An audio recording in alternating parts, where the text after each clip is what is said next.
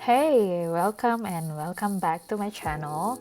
Today I'm going to do an unboxing of a Longchamp TWILLY. I got this as a gift from my dear husband who just recently returned from a trip to our home country. So during his transit at Singapore's Changi airport, he stopped by a Longchamp store and picked this specific color for me.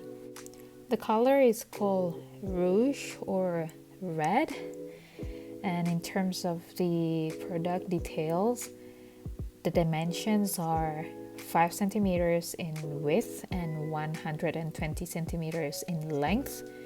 The material is completely made of silk and with machine stitched finishing. One thing I like about this TWILLY is that it's dually printed, and you can reverse the prints according to your favorite.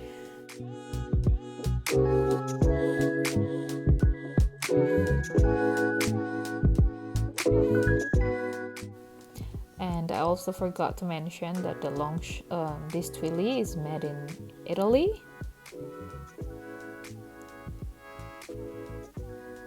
Okay, I'll show you in a moment how this TWILLY looks like on my Longchamp Le Pliage Neo top handle in raspberry color. I hope the color goes well with the bag.